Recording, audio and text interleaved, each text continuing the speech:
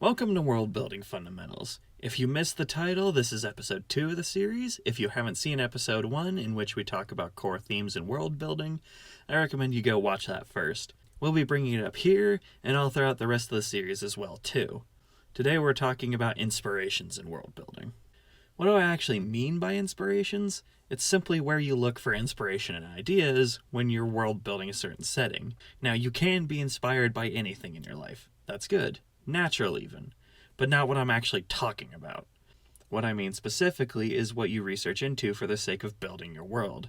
A lot of people might look up mythology to pull some new fantasy races and cultures, or new science fiction hypotheses for science fiction, or anything else for any other genre. It's the thing you look up to help give you ideas. Now, you might be asking why we need to go over the concept or why we need to cover core themes first when your inspiration often has such a more immediately recognizable effect on your world building to the layman. The answers are, much like with core themes before, is to help bring focus and tighter design into your world building, and because your core theme should at least partially dictate at least some of your inspiration. Now, if you're an experienced, well-disciplined world builder, you absolutely can take inspirations completely unrelated to your core themes and still wrangle out a nice, tightly knit setting. However, the series is about teaching that discipline to people, so we're going with the related inspirations and core themes concept today. Now, what do I actually mean by your core themes influencing your inspiration? Well, say a core theme of yours is colonization and colonial conflicts. Then you could pull inspiration from anything to, say, Spanish conquest of Mesoamerica and English conquest of North America, to, say, Maori conflict against the Moriori or the Phoenician colonization of North Africa, by which I further mean that your core theme shapes the direction you look for in inspiration, and that inspiration can be as heavy or as subtle as you desire. For an example of heavy inspiration, we can look at the classic Lord of the Rings. Everything in it has been strongly filtered through the lens of Anglo-Saxon and wider Germanic culture and history. Take the Rohirrim, for example. You have what are essentially the history of the Magyar/Hungarians, of a nomadic horse lord culture settling into a sedentary life after migration. But pushed hard through that Anglo-Saxon filter until you get very Germanic horse lords that the Rohirrim essentially are.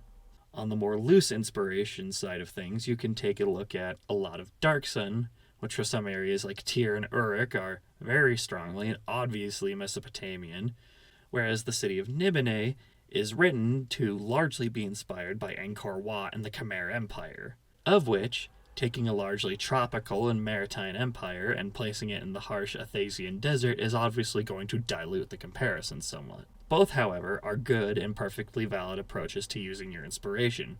Both create something unique through opposite approaches.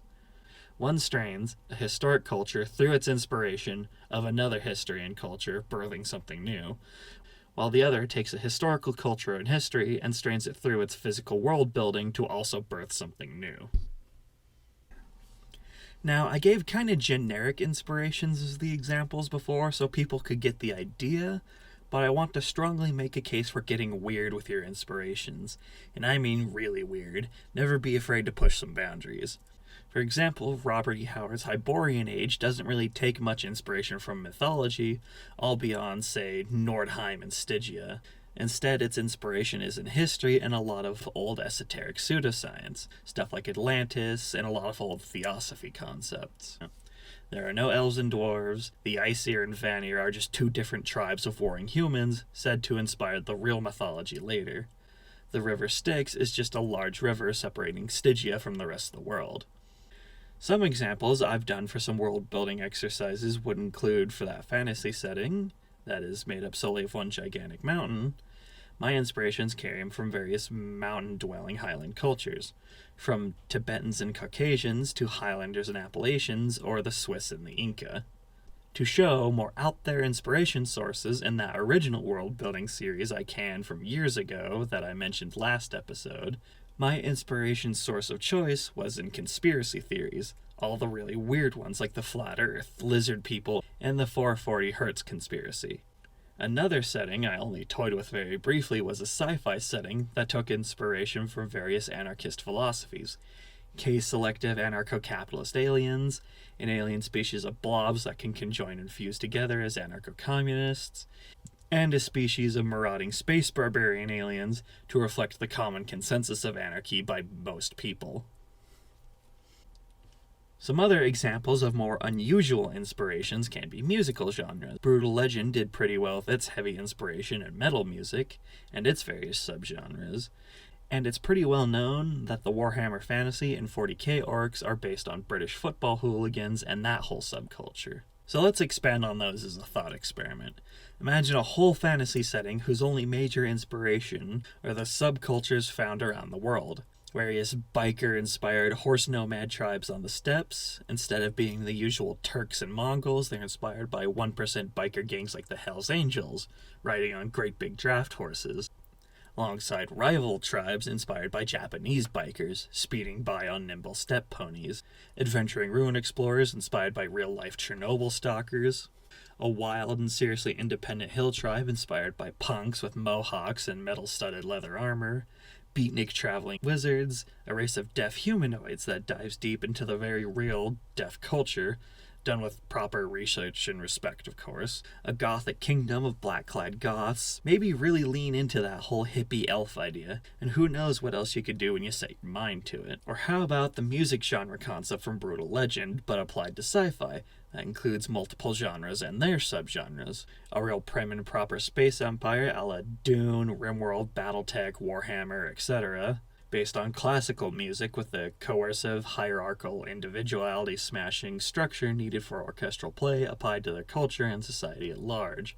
Large space fleets conducted by a general to attack in perfect unison via a psychic tempo. Their scrappy underdog rivals, a rebellion of nomadic gutter punk spaceship pilots supplying themselves off of what they can scrap from the Empire forces that they defeat. A fleet of AI who just gain self-awareness and paint their mechanical bodies in bright UV colors in that techno-rave fashion to showcase their newfound individuality.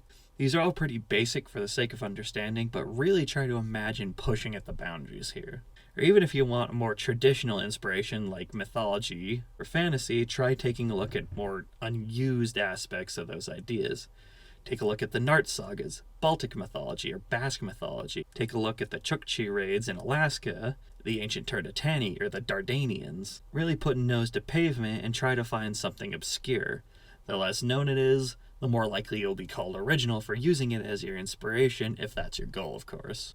Now, why am I focusing so much on the unusual inspiration thing, you may be asking? And that's mostly because inspirations are something most everyone already does, and me saying it should be picked out in consideration with your core themes alone wouldn't make a video beyond a couple minutes at best.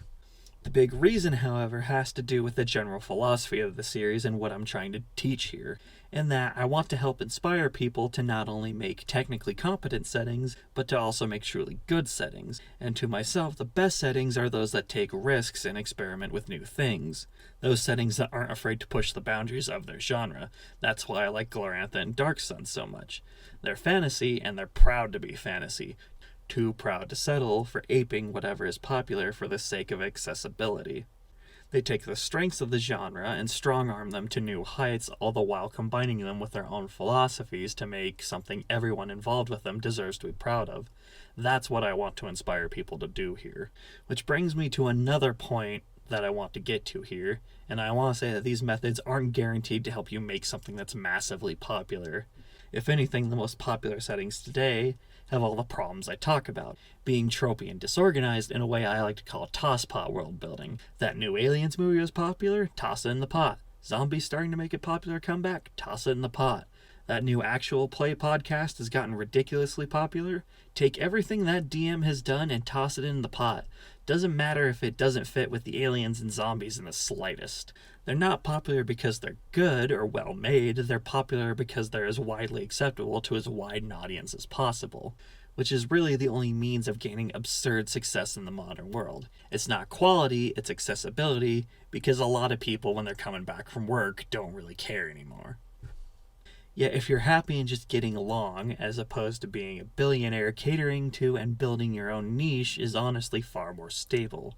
Besides, there are some breakout successes that aren't as spread as thin as possible to appeal to all manner of tastes. Look at Cyberpunk. It never sold out its setting for the sake of mass appeal, throwing in aliens and steampunk gnomes or whatever. And now it's the face of a massive game and a massive anime adaptation, not to mention the books, RPG, or otherwise.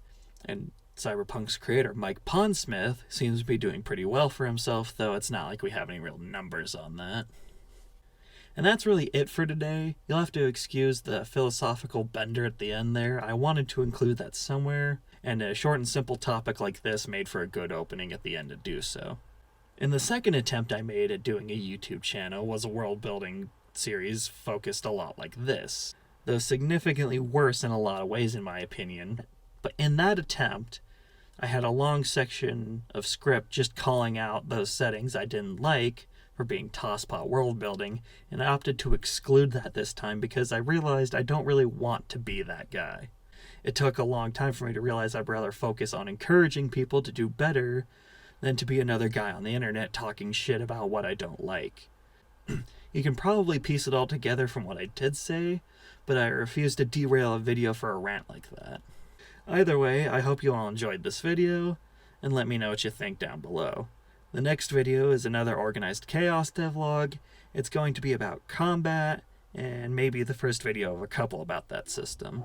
The next world building fundamentals video will be about making systems, your magic systems, or the fulcrum technology that your sci-fi setting revolves around, stuff like that.